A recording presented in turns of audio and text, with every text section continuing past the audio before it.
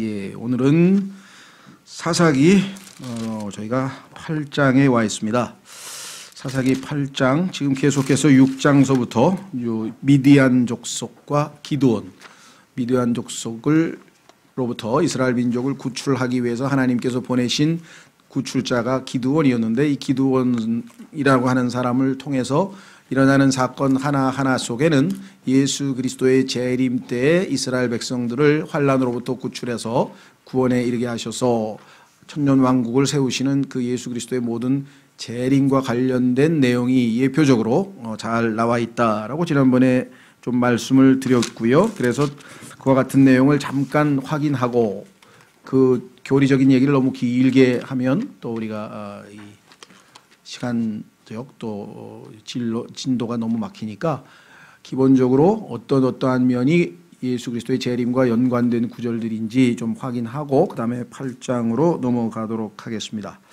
자, 우선 말씀드린 것처럼 이스라엘이 고난 중에 있을 때 이제 하나님께서 구출자를 보내시는데, 실제로 이스라엘들은 주님께 구출자, 고난으로부터, 원수로부터 자신들을 구출해달라는 기도가 시편에 특별히 많습니다. 그렇죠? 시편에 특별히 많은데 그 중에 한 가지만 한번 살펴보겠습니다. 시편 43편 1절. 시편 43편 1절. 많은 구절들이 있지만 그 중에 한 구절만 우리가 확인해 보면 환난 때에 이스라엘 백성들의 간절한 기도가 묘사되어 있습니다.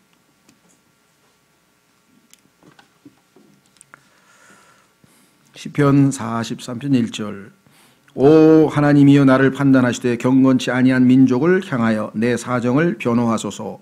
오 거짓되고 불의한 사람에게서 나를 건지소서. 거짓되고 불의한 사람, 다시 말하면 적그리스도죠. 적그리스도를 중심으로 해서 모여있는 예수 그리스도를 대적하는 모든 세력, 이스라엘을 박해하고 핍박하는 모든 세력으로부터 구출해달라, 이렇게 얘기를 했고요. 다시 사사기로 오시면은, 사사기에서 보시면 이 중간 어디죠?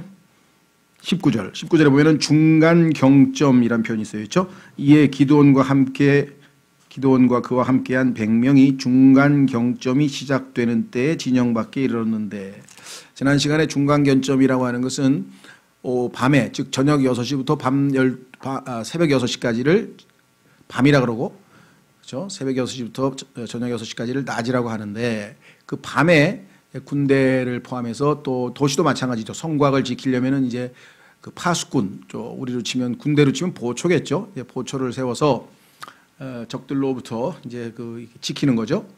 그때 저녁 6시부터 시작해서 10시까지, 그다음에 10시부터 새벽 2시까지, 새벽 2시부터 저녁 6시까지. 그래서 구약에서는 이렇게 세 경점으로 나누어진다고 했고, 신약에서는 마가복음에 보면 6시부터 9시까지, 9시부터 12시까지, 12시부터 3시까지, 3시부터 6시까지, 네 경점으로 나누어져서 예수 그리스도께서 네 번째 경점 때에 재림하신다, 이렇게 성경에 나와 있는데, 구약은 이제 셋이니까 미들, 가운데는 밤 10시부터 새벽 2시 사이에 해당되는 그 시점에 지금 이러한 사건이 벌어지고 있습니다. 19절에 그 시간이 나와 있죠. 자, 그래서 이것은 신약으로 치자면 바로 9시부터 12시에 해당하는 이 밤, 즉 예수 그리스도를 기다리고 있는 유대인, 즉 혼인식을 마치고 지상으로 내려오신 신랑을 기다리고 있는 신랑의 친구들에 해당하는 유대인들, 그죠? 그 중에 5 처녀들은 잘 준비된 현명한 처녀들이었고, 5 처녀들은 지혜롭지 못한 어리석은 처녀들이라고 마태복음 25장 6절에 말씀을 했죠. 그래서 유대인들 중에서 환난 때에 휴거되는 환난 성도들을 예표하고 있는 내용이 바로 이 사사기에서도 언급되고 있다. 자, 그 다음에 22절로 가면 300명이 나팔을 불 때 주께서 그 온 군대에서 두루 각 사람의 칼이 그의 동료를 치게 하심으로 군대가 도망하여 스레라세 벳시다에 이르렀고, 또 담밭과 아벨므홀라의 경계에 이르렀으며, 여기 보면은 자기 군대가 서로를 치는, 죽이는 그러한, 우리가 보면 거의 이 반 정신 나간 그런 상태가 발생을 했는데, 이것이 예수 그리스도의 재림 때 일어날 사건으로 구약에서 예언이 되어 있습니다. 자, 한번 확인해 보겠습니다. 스가랴서 스가랴서 10장, 구약성경 스가랴서 10장에 보면은 예수 그리스도의 재림 때도 이와 같은 일들이 반복될 것이다. 스가랴서 10장 5절, 스가랴서 10장 5절. 그들이 전쟁에서 거리의 진흙 속에서 자기 원수를 짓밟는 용사들 같이 될 것이요 주가 그들과 함께함으로 그들이 싸워서 말 위에 탄 자들을 당황하게 하리라. 지금 당황해하고 있는 미디안 백성들의 모습을 우리가 보게 되고요. 그 다음에 12장 4절로 가시면 이렇게 써 있습니다. 주가 말하노라. 그날에 내가 놀라게 하는 것으로 모든 말을 치며 미치게 하는 것으로 그 말 탄 자들을 치되 내가 내 눈을 떠서 유다의 집 위에 두고 눈멀게 하는 것으로 그 백성들의 모든 말을 치리니. 즉 미디안으로 대표되는 이방 적그리스도가 이끄는 연합군을 이와 같은 방식으로 하나님께서 칠 것을 예언해 놨고요. 14장 13절로 가시면 스스로 자기들끼리 서로 치고받는 자해하는 내용이 나와 있죠. 14장 13절에 또 그날에 주께서 그들 가운데 큰 소동을 내리심으로 그들이 각각 자기 이웃의 손을 붙잡으며 각 사람의 손이 일어나 자기 이웃의 손을 치리라. 그래서 이스라엘 백성들의 원수들인 미디안 족속으로 예표되는 이방 민족들이 자기들끼리 서로가 서로를 죽이는 일이 벌어질 것이다. 마지막으로 25절로 사사기 7장 25절에 가면 무엇이 또 이 내용이 예수 그리스도의 재림을 예표하고 있는가? 7장 25절에 보시면 이렇게 나와 있습니다. 또 미디안 족속의 두 통치자 오렙과 스앱을 사로잡아 오렙은 오렙 반석에서 죽이고 스앱은 스앱의 포도즙 틀에서 죽이며 또 미디안을 추격하여 오렙과 스앱의 머리를 가지고 요르단 저편에 있는 기드온에게로 나아오니라. 이 사건과 예수 그리스도의 재림 때 일어날 사건을 비교해 보면 마지막 확인해 보겠습니다. 이사야서 10장으로 가시면 이 내용과 비교해 보면 이것이 예수 그리스도의 재림을 보여주는 것이구나 라는 것을 확인해 볼 수가 있습니다. 이사야서 10장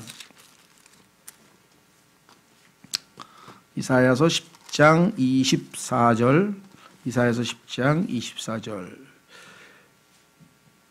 그러므로 주 만군의 하나님이 이같이 말하노라. 오 시온에 거하는 내 백성아. 이스라엘 백성들을 구출하시는데 어떻게 되냐. 그 아시리아 사람은 성경에서 적그리스도를 예표하는 사람이라고 여러 번 반복해서 나왔습니다.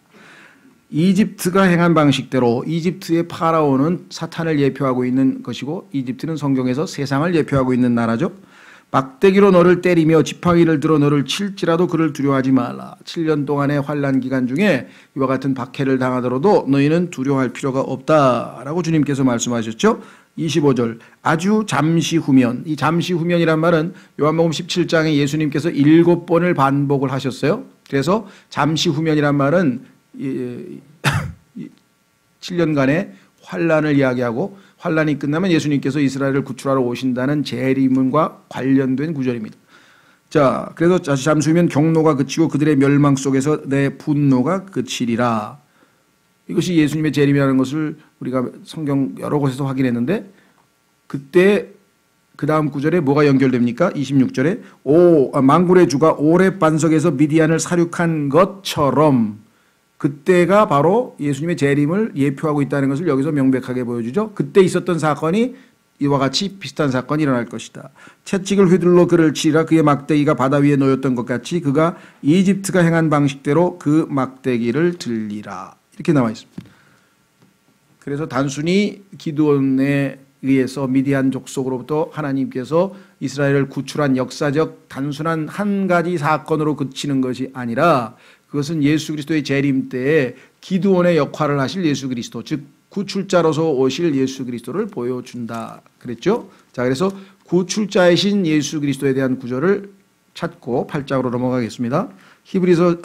로마서 11장에 가면 예수 그리스도가 바로 기드온처럼 이스라엘을 구출하신 구출자라는 타이틀, deliverer 타이틀을 예수님께 부여하고 있습니다. 예수님의 타이틀이 이스라엘 백성들을 구출하러 오시는 분. 로마서 11장 26절. 로마서 11장 26절.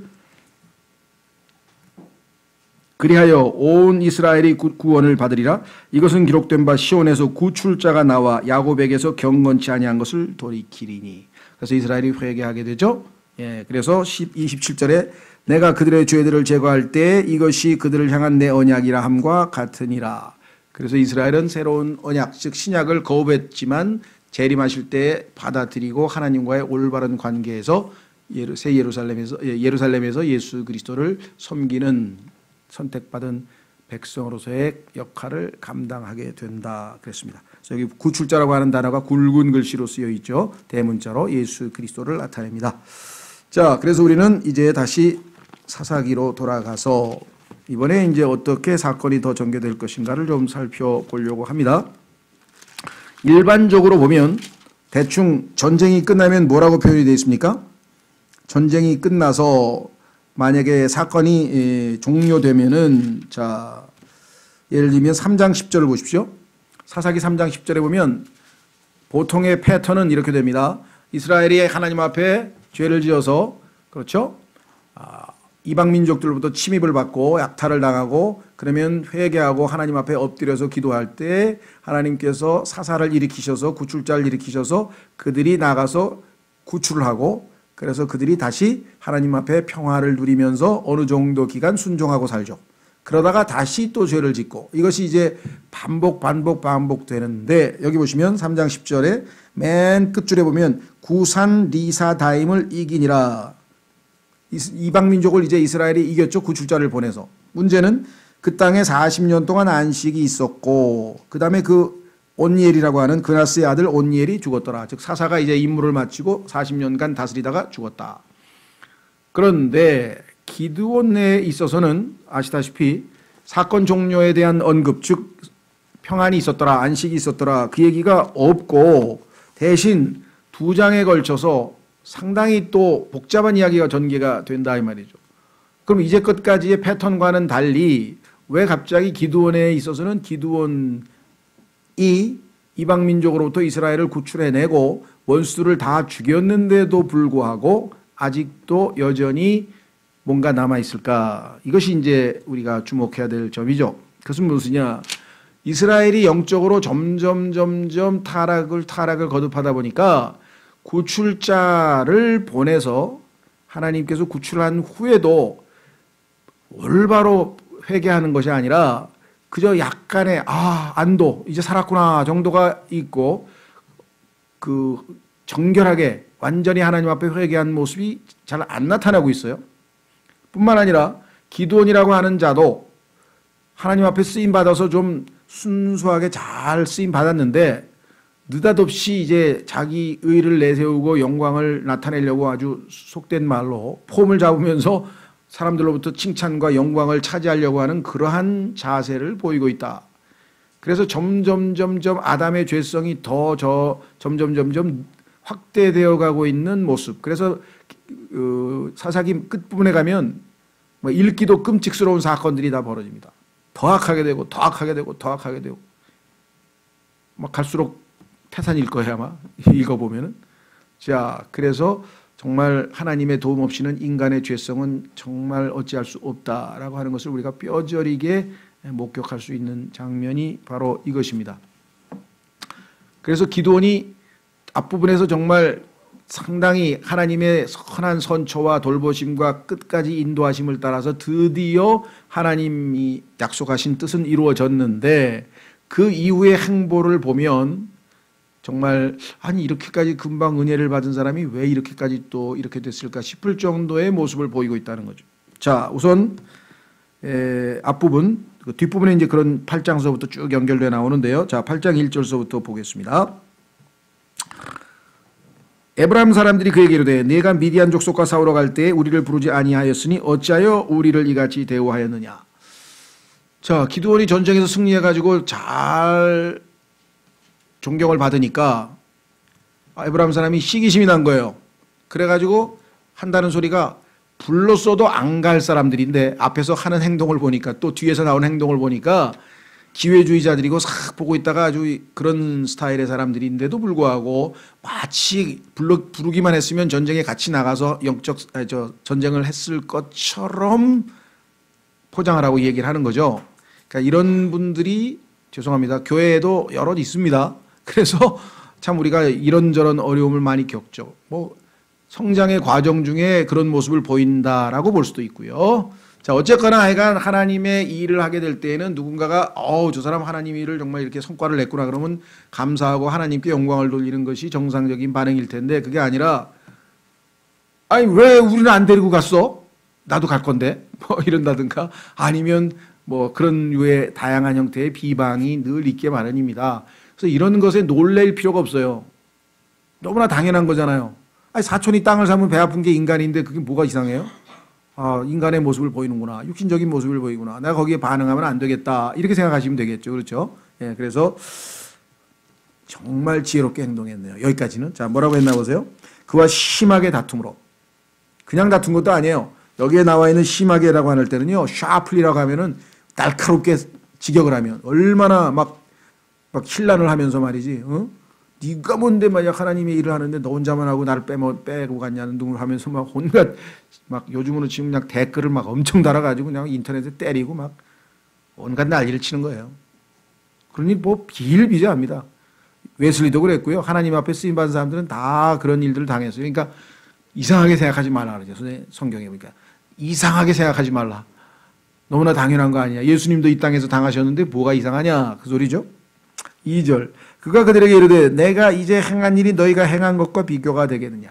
하나님이 주신 지혜예요. 뭐라고 했냐면은 과격하게 나오니까 톤을 탁 낮춰서 부드럽게 나갑니다. 에브라임의 끈물 포도 줍기가 아비에셀의 포도 수확보다 낫지 않냐. 무려 내가 12만 명을 우리가 죽였지만 너는 최고 통치자 두 사람 제일 우두머리 두 사람이 네가 죽일 수 있게 됐는데 차라리 이삭 죽기 그 2명 죽으면 너희는 12만 명 죽은 것보다 더 나을 거 아니냐. 왜? 제일 높은 사람을 결국은 대장을 죽였으니까. 그 대장 죽일 기회가 왔는데 뭘 그러느냐 하고 유하게 부드럽게 답변을 했습니다. 3절 하나님께서 미디안의 통치자 오렙과 스앱을 너희 손에 넘겨주셨으니 내가 할 수 있는 일이 너희가 행한 것과 비교가 되겠느냐. 하나님께서 너희를 존중해서 제일 우두머리를 너희가 처리하도록 주셨다면 그것으로 만족하는 게 어떻겠냐. 그가 이 말을 하매 그를 향한 그들의 분노가 어떻게 했다고요? 풀리니라. 성경 그대로입니다. 잠언에 가보겠습니다. 너무나 많은 그리스도인들이 이 진리를 실천을 못해요. 그래서 싸움이 붙는 거예요. 여기 충분히 싸움이 붙을 상황인데 지혜롭게 빠져나갔죠. 지혜롭게 빠져나갔어요. 잠언 15장 1절. 그래서요. 여기 계신 분들 모르겠어요. 이제 자녀를 키우고 있는 분들 중에서 어떤 사역자는 보니까 정말 머리가 좋더라고요. 그게 뭐냐? 이런 삶의 지혜에 관한 내용들은 잠언에 많이 들어있어요. 그런데 잠언은 31장으로 구성되어 있어요. 뭐 한 달이 30 또는 31일이니까 뭐 30일일 때는 2번 읽으면 되겠죠. 그래서 유치원 때부터 고등학교 졸업할 때까지 매일 잠언을 한 장씩 읽혔어요. 그랬더니 아주 그냥 신앙이 딱 잡혀가지고 정말 모든 일에 지혜롭게 행동하는 거예요. 왜? 행동할 때마다 하나님 말씀이 떠오르는 거예요. 하도 외워가지고. 그게 유대인들이 모세오경 달달달달 외워서 전 세계에서 최고의 그 실력을 발휘하는 이유가 그거예요. 하나님 말씀을 모세오경을 달달달달 외우고 있는 사람을 누가 당해요? 유대인들은 달래 세계에서 인정받는 게 아니에요. 어렸을 때부터 모세오경 신명기까지를 달달달달 외게 한다고요. 뭐 잠언도 외게 할 수도 있고요. 자 보세요. 잠언 15장 1절. 부드러운 대답은 진노를 돌이키거니와 가혹한 말들은 분노를 일으키느니라. 자, 강하게 나오니까 부드럽게 얘기를 해서 진노를 돌이켰잖아요. 그래서 에브라임이 흥분을 가라앉히고 들어보니까 맞는 말 같으네. 그렇죠. 여러분과는 어때요? 상사하고도 그렇고 친분 뭐 약간 누가 됐든지 간에 대인관계에서 누군가가 화를 벌컥 냈다든가 뭐 이렇게 됐을 때 맞짱을 떠버리면 끝나는 거예요. 그냥 서로 깨지고 끝나는데 하나님의 말씀을 많이 읽은 사람은 15장 1절이 탁 떠올라. 성령님께서 잠언 15장 1절 지금 여태까지 뭐 100번도 더 읽었는데 지금 뭐하냐? 그렇지. 기록되었을 때 부드러운 대답은 진노를 돌이키거니와. 아 그렇지. 그 친구야 그게 이렇게 된 거야. 이해되겠지? 그러니까 친구가 화를 내다가 알았어. 식어버렸다 이게. 얼마나 놀랍습니까? 그렇죠? 예, 기도원도 지금 이걸 써먹은 거예요. 그런데 이거는 정말 하나님의 말씀이 우리 안에 거하고 해서 여러분들이 하나님 말씀이 많이 저장되지 않으면 성령님께서 떠올리게 해라도 뭐 저장이 돼 있어야 떠오르지. 그렇죠? 은행에 가서 돈 좀 꺼내려면 그 잔고가 하나도 없어. 500만 원 꺼내려고 그랬더니 50만 원밖에 안 들어있어요. 그러면 어떻게 꺼내요? 못 꺼내는 거지. 하나님께서 많이 꺼내서 여러분들을 쓰시려면 말씀이 많이 저장돼 있어야 돼요. 16장으로 가보겠습니다. 16장 32절. 16장 32절. 그래서 정말 애기 나면 그냥 글 읽기 시작할 때부터 잠언을 읽히는 거예요. 고등학교 졸업할 때까지. 그럼 뭐 그냥 지혜로운 자가 돼서 하나님의 말씀이 그냥 필요한 적소에 생각이 나는. 잠언 16장 32절. 분노하기를 더디하는 자는 용사보다 낫고. 지금 12만 명을 물리친 기드온이 멋있습니까? 이 순간에 분노를 더디한 기드온이 더 멋있습니까? 우리하고 다르죠? 하나님은 더 낫다 그랬어요. 분노하기를 더디하는 자는 용사보다 낫고 자기 영을 다스리는 자는 도시를 취하는 자보다 나으니라. 전쟁에서 성읍을 빼앗는 승리한 장군보다 자기의 영을 다스려서 가라앉히고 부드럽게 한 기드온이 훨씬 더 하나님께서는 높은 평가를 받았다 이 말이죠. 생각해 보세요. 그렇죠? 그래서 여기까지는 기드온이 정말 영적 상태가 좋았어요. 자, 그래서 다시 돌아옵니다. 정말 지혜롭게 행동을 했네요. 너무나 참 본이 됩니다. 그래서 여러분도 뭐 우리 개인도 실천할 수 있어요. 나는 아무래도 지혜가 부족하다. 그러면 매일 잠언 한 장씩을 읽는 거야. 그렇죠? 그러면 1년에 거의 몇 번, 12번 읽잖아요. 한 달에 한 번씩 읽고. 5년이면 60번 읽는데, 10년이면 120번 읽으면. 120번 정도 넘어가면요. 말씀이 막 떠올라, 이제.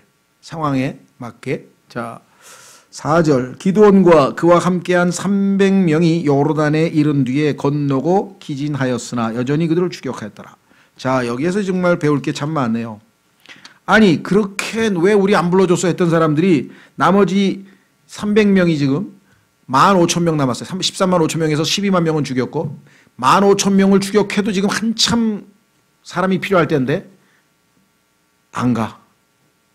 300명만 갔어. 300명만. 추격군이. 이해가 되세요? 그러니까 그건 핑계에 불과한 진짜 가고 싶은 게 아니죠. 정과를 세우니까 시샘이 나가지고 한마디 해본 소리지 정말 하나님의 일을 열심히 해보려고 한 생각은 아니었다는 게 여기 드러나잖아요. 그럼 같이 추격군에 같이 가면 되지. 안 가잖아요. 그 다음에 13만 5천 명에서 12만 명을 죽였는데 그 15,000명 그 패잔병 도망가는데 끝까지 쫓아가서 다 죽여야 되겠냐 이렇게 생각하시는 분이 계실지 모르지만 영적 전쟁은 끝장을 봐야 됩니다. 이게 조금만 남겨놓으면요. 그렇죠? 죄송합니다. 여드름도 완전히 짜야죠. 조금 남겨놓으면 또 생겨. 그렇죠? 고름도 뭐 종기난 것도 정말 완전히 그 심지까지죠. 군대 가서 막 심지를 박아가지고 완전히 다 해야 이게 완치가 되지. 그렇지 않으면 남겨두면 문제가 생기잖아요. 이 끈기, 하나님께서 자신에게 맡기신 그 일, 왜 하나님께서 다 넘겨주셨다 그랬는데 아직 15,000명은 안 넘겨주셨으니까 기진맥진 지치고 힘들지만 그래도 하나님의 약속을 믿고 나아가는 이 믿음의 끈기, tenacity, 이 끈기. 그리스도인에게 특히 이 시대 현대 그리스도인들에게 제일 부족한 게 뭔지 아세요? 끈기가 없어. 대마처럼 중도에 포기를 해. 대부분 보면 신앙생활 많이 하셨나 봐요. 그러면 제가 왕년에는 말이죠. 주일 아침 10시부터 5시까지 수요일 날, 토요일 날 거리설교, 아침 기도, 교회에서 하는 건 하나도 빠지지 않고 제가 10년을 댕긴 사람입니다. 지금은요. 쉬고 있습니다. 이런 사람 너무 많이 봤어. 그래서 내가 왕년이 중요한 게 아니고 지금이 중요하잖아요. 그럼 지금이라도 다시 하세요. 그렇잖아요. 하나님께서는 지금이 중요하지 왜 왕년 얘기를 하세요. 물론 왕년에 한 것도 하나님이 다 보상을 하시겠지만 지금 하셔야죠. 지금. 그렇죠? 신앙은 지금이에요. Now is the time of salvation. 지금이 구원의 때라. 물론 우리의 혼이 구원받는 것도 복음 전할 때도 써먹지만요. 매일매일의 상황에서 지금 내가 게으르면 게으름에서 벗어나고 그렇죠? 성질내면 성질에서 벗어나고 누구를 미워하면 미움에서 벗어나고. 언제? Now! 지금! 하나님, 정말 이 나쁜 관행에서, 나쁜 습관에서 벗어나고 싶습니다. 하나님 능력으로 이끌어 주십시오. 그럼 그 순간에 해결될 문제를 왜 자꾸 뒤로 미루고 왜 그러냐 이 말. 근데 기도는 뭐예요? 끝까지 간다. 자, 얼마나 우리가 배울 영적 교훈이 있습니까? 4절 기드온과 그와 함께한 300명이 요르단에 이르되 건너고 기진하였으나 그들이 그들을 추격하였더라. 그가 숫곳 사람들에게 이르되 나를 따르는 백성이 기진하였으니 청하건대 그들에게 빵 몇 개를 주라. 내가 미디안 왕 세바와 살문나를 추격하노라 하니라. 가다가 지쳐서 빵을 좀 도와달라 했더니 기회주의자를 만났어. 가만히 있어봐. 요 놈들이 15,000명을 마저 죽이고 이길까? 지금 지쳐있는데 300명이 무슨 15,000명을 어떻게 이기겠어? 괜히 도와줬다가 나중에 미디안이 나중에 보복하러 오면 우린 죽는 거야. 안 돼. 이러고 눈치를 봐요. 오르면 뭐야? 올바른 사람들을 적극적으로 돕고 이렇게 해야 되는데 상황 판단에 따라 마음이 왔다리 하는 사람들 있죠. 예. 우리나라 정치인들 중에서도 그런 사람 있잖아요. 이 당으로 갔다가 저 당으로 갔다 저 당으로 막 떠돌이들은 나중에 보면 결국은 신뢰가 떨어져서 그 표를 못 얻잖아요. 그죠? 예. 한 게 옳다고 생각하면 끝까지 밀어야지. 자, 그래서 여기 보시면 6절 숫곳의 통치자들이 이르되 세바와 살문나의 손이 지금 내 손에 있기에 넌 아직 못 잡았잖아. 그런데 우리가 내 군대에게 빵을 줘야 한단 말이냐 하니 기드온이 이르되 이런 까닭에 주께서 세바와 살문나를 내 손에 넘겨주신 뒤에 분명히 약속하셨기 때문에 난 믿는다 이거야. 여기까지는 좋아요. 그런데 내가 들가시와 찔레로 너희 살을 찢으리라 하더라. 여기에는 이제 문제가 심각하네요. 그렇죠? 내가 너를 보복해주고 말겠어. 네가 하나님의 일을 하는데 안 도와줘? 이건 또 곤란한 거죠. 육신이 뛰쳐나온 거예요. 육신이. 무슨 말인지 아시겠죠? 그죠? 앞부분은 잘했어. 하나님이 넘겨주신다는 약속을 믿은 것까지는 좋은데 이게 인간이에요. 정말 그 형제 정말 훌륭하고 정말 하나님 앞에 순실하게 순종하고 잘했다 싶은데 어느 날 보니까 뭐 이상하게 돼버린 거예요. 예, 저기 효창동에 있는 무슨 3.1교회라는 데도 초반에 아주 그분 책도 제가 많이 읽고 설교도 많이 들어봤는데 아이고 배울 게 많았어요. 근데 이게 점점 교만해지더니 주님이 하신 게 아니라 바울은 나의 나 된 것은 하나님의 은혜라. 내가 아니고 주님의 은혜가 했다. 이렇게 겸손하게 고백했는데 막 주변에서 뭐 대단하십니다. 막 뭐 10년 만에 막 몇천 명을 모으고 막 저거 막 이러고 하니까 갑자기 그냥 점점 목이 굳어지더니 결국은 대형 사고를 치고 말았죠. 수치스러운 일을 당해가지고 또 회개도 안 하고 또 더 뻔뻔스럽게 나오는데요. 아이고 이거 뭐 아는 분은 아시고 모르시는 분은 모르시는 게 좋을 것 같아요. 참 기가 막히더라고. 그래서 경종이 돼요. 이거 정말 교만은 패망의 선봉이라는 말씀 그대로구나. 교만하면 반드시 망하게 돼 있어요. 성경에 써 있어요. 뭐 고칠 수가 없어요.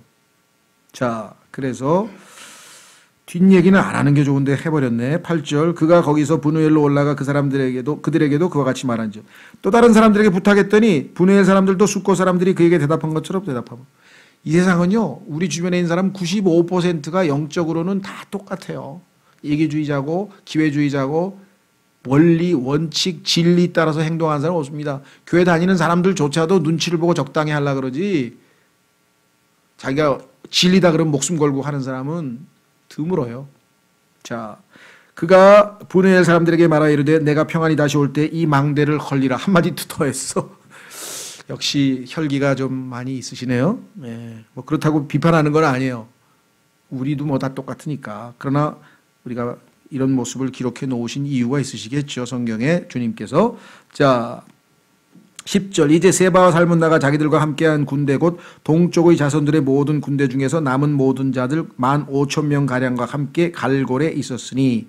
자, 12만 명이 죽었어. 그런데 그거는 자기들끼리 치고받고 해가지고 하나님이 기가 막힌 작전으로 해서 300명이 전쟁도 별로 안 하고 그냥 지켜보는 가운데 다 죽어버렸는데 이제 드디어 15,000명 남았죠. 이는 칼을 뺀 자 12만 명이 쓰러졌기 때문이더라.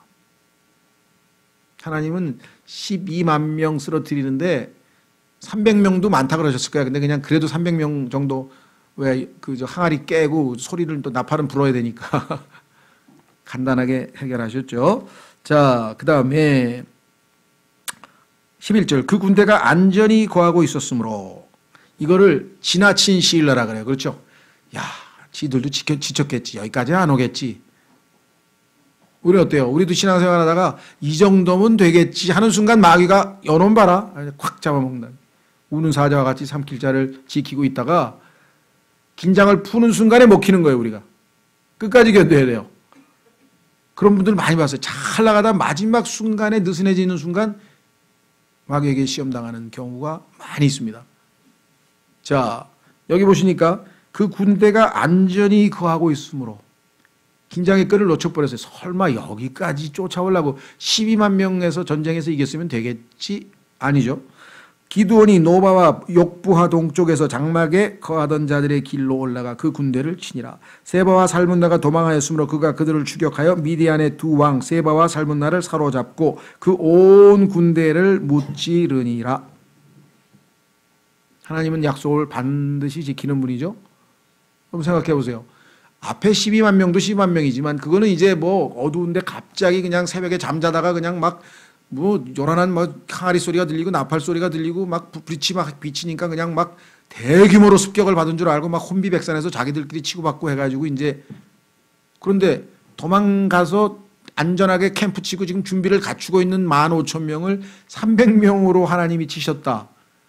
뭐 어떤 분들은 여기는 사기가 충천하고 여기는 지금 다 굶어가지고 배고파서 지금 빵도 못 먹었잖아요. 예, 하나님이 도우신 거겠죠. 약속을 지키셨다고 보는 게 제일 좋겠는데요. 자, 그래서 어떻게 됐는가?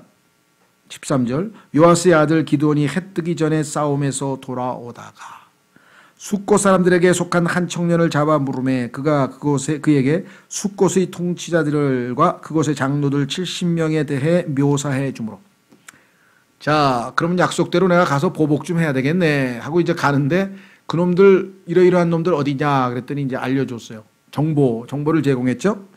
그가 숫곳 사람들에게 이르러 말하되 너희가 전에 나를 비난하여 말하기를 세바와 살문나의 손이 지금 내 손에 있기에 우리가 피곤한 네 사람들에게 빵을 주어야 한단 말이냐 한 그 세바와 살문나를 보라 하고는 너희가 나 조롱했는데 하나님께서 내 손에 넘겨주신 자들을 보라.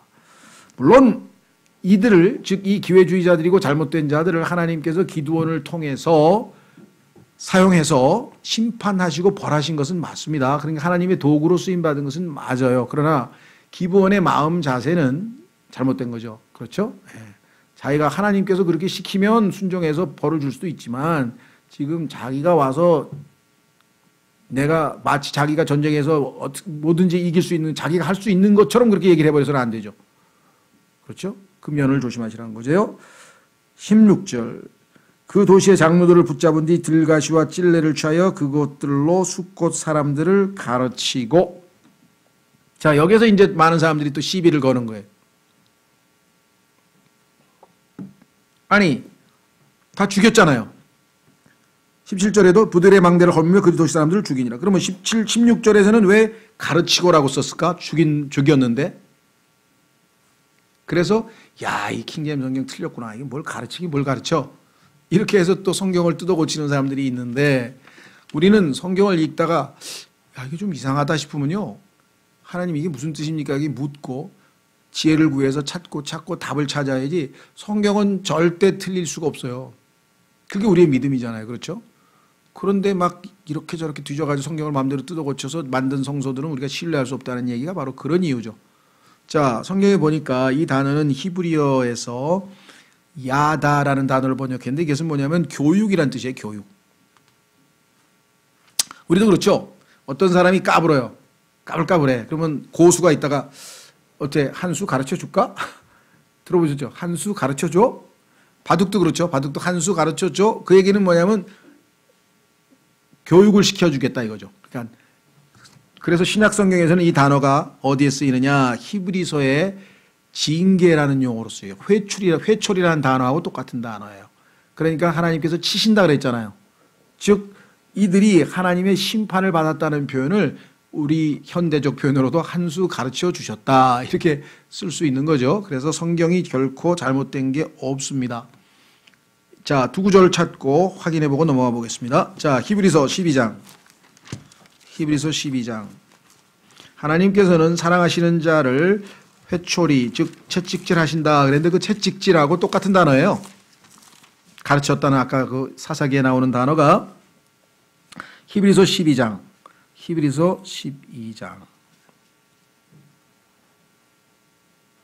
6절 주께서 사랑하는 자를 친히 징계하시고 자신이 받아들이는 아들마다 채찍질 하시느니라. 이 채찍질이란 단어. 그 다음에 에베소서 6장 4절 에베소서 6장 4절로 가시면 여기는 또 뭐라고 나오는가. 여기도 마찬가지 똑같은 단어인데요. 여기는 뭐라고 번역이 되냐면 교육이라고 되어 있어요. 교육. 에베소서 6장 4절에 또 너희 아버지들아 너희 자녀들을 노엽게 하지 말고 오직 주의 교육과 훈계로 양육하라. 일단 이 교육이라고 하는 단어가 nurture, N-U-T-U-R이라는 단어인데 이 단어가 바로 히브리어 헬라어 단어 아까 얘기했던 것처럼 똑같이 사사기에서 쓰였다는 가르쳤다는 그 단어와 마찬가지예요. 그래서 하나님께서 매를 드셨다. 그래서 바로 잡아주셨다. 이런 뜻이니까 이 문맥에서는 해석이 나와 있죠. 17절에 죽이니라. 그들이 죽음 당할 만한 일을 했죠. 하나님의 일꾼들에게 전쟁에 나간 도와달라고 했는데 도와주지 않냐고 오히려 비방을 하고 조롱을 했으니까 신성모독죄죠. 하나님의 군대를 모독한 것에 대해서 하나님이 심판을 하신 것이 바로 숫곳 사람들을 가르쳤다. 이런 뜻입니다. 오늘날 미국이든 한국이든 전 세계의 모든 지역에서 가장 비극적인 현상 중에 하나는 뭐냐. 어린아이들이 자라나면서 불순종하면 부모님께 불순종하고 선생님에게 불순종하고 하여간 윗사람에게 불순종하면 고통을 당하고 고난을 당한다 라는 것을 배우지 못한 채 자라나서 전 세계가 이 모양이 됐다. 여러분은 어떻게 생각하는지 모르지만 그게 성경적 사실입니다. 자라나면서 잘못하면 벌 받는다는 것을 알면요 복음도 잘 받아들여요. 왜? 자기가 죄 지은 게 많은데 하나님께서 너를 지옥의 형벌로 심판하신다. 아 그럼 예수님 믿어야지. 그런데 자라나면서 지멋대로 마음껏 했는데 매도 한 대도 안 맞았어. 그래서 지옥 간다 그러니까 가지 뭐 별수야? 별거야? 지옥 무서운 줄 몰라요. 이게 다 지금 우리가 잘못 교육시켜 놓은 것 때문에. 물론 개개인 중에는 훌륭하게 양육시키신 분들이 있겠지만 사회 전반적으로 봤을 때 도대체 성경에서 하나님께서 아이를 채찍질하라. 그리하면 그의 혼을 지옥에서 건지리라. 어렸을 때 잘 채찍질 잘해서 잘못하면 벌 받는다는 그것이 확실히 인식된 사람은요 나중에 복음을 받아들이기가 훨씬 좋은 겁니다. 그렇죠? 그랬더니 요즘 잘못 때리면 뭐 감옥에 가요. 부모님 다 잡혀가요. 실제로 맞아요. 우리나라도 지금 좀 그럴지 모르겠는데 영국은요 초등학교 가면 1학년들 오면은 다 오리엔테이션 할 때 다 하나씩 줘요. 그게 뭔지 아세요? 고발장 작성법. 부모님이 때리면 고발장 어떻게 작성하는지 다 써줘요. 여러분 생각할 때 기가 막히지만 그래요. 그래서 뭐 딱 심판해서 3개월 정지. 그러면 애들 3개월 못 봐요. 그래서 좀 심하게 때렸다 그러면 1년 정지. 나중에 뭐 세게 맞으면 진짜 막 멍이 들 정도로 때렸다. 그러면 이제 아예 양육권 포기 막 이런 결정들을 내리는 거예요 지금. 기가 막힌 세상에 살고 있는 거죠 저희가. 그렇죠? 자 그래서 하나님께서는 반드시 결국은 벌을 주시는 거예요. 하나님을 어기는 경우. 자 다시 돌아옵니다. 18절부터 어이구야 시간이 다음 시간에 해야 되겠네요. 그렇죠? 자 그럼 마무리를 한번 짓겠습니다. 우리는 얻을 수 있는 교훈이 뭐냐. 기드온의 지혜로운 행동.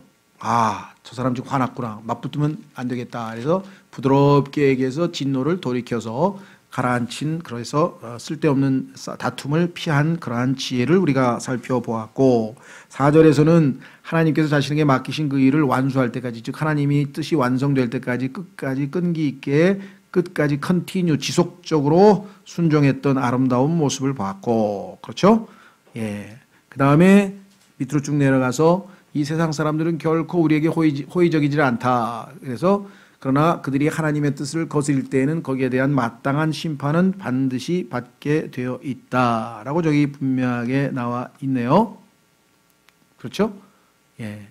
그래서 우리는 다음 시간에 이제 이 뒤이어서 왜 하나님께서 기드온의 실패담, 기드온과 그의 아들 아비멜렉의 실패담, 이스라엘이 점점 타락해서 점점 이 하나님의 뜻과는 멀어지는 그러한 아주 정말 안타까운 모습들을 낱낱이 다 기록해 놓았는지, 우리가 어떤 교훈을 얻어야 되는지. 왜냐하면 신약 성경에서 구약 성경을 읽는 신약 성도들에게 배우게 하기 위해서 기록해 놓으셨다. 많은 걸 배울 수 있죠. 오늘도 많은 걸 배웠고요. 그렇죠?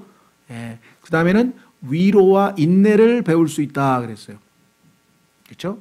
하나님께서 지쳐있는 기드온, 남의 도움을 받지도 못했던 기드온, 그러나 그를 통해서 하나님의 뜻을 완수하시는 하나님, 얼마나 위로가 돼요. 우리에게도 위로와 인내를 배우고, 그렇죠? 그래서 소망을 얻게 된다. 그게 구약성경의 기록 목적이에요. 그래서 오늘은 그런 것들 하나하나 우리 다 실제로 도움을 받았어요. 뿐만 아니라 구약성경을 기록한 또 다른 목적은 고린도전서 11장에 가면은 admonition, 훈계, 경고. 야, 이런 태도를 취하면 안 되겠구나. 그렇죠? 훈계와 경고도 우리가 배웁니다. 그래서 구약성경은 정말 하나님께서 우리에게 다양한 목적의 유익을 주기 위해서 기록해 놓으셨다는 것. 좀 더 정확하게 알고 싶으신 분은 구약성경을 기록하신 하나님의 목적이 무엇인가, 그것 로마서 15장과 고린도전서 11장을 잘 읽어보시면 구약을 읽을 때마다 하나님이 이 목적으로 내가 교훈을 얻는구나, 그렇게 생각하시면 되겠죠. 이 시간에 오늘 주신 교훈들을 실질적으로 삶에 적용해서 열매 맺는 삶을 살 수 있도록 잠깐 다 같이 기도하겠습니다.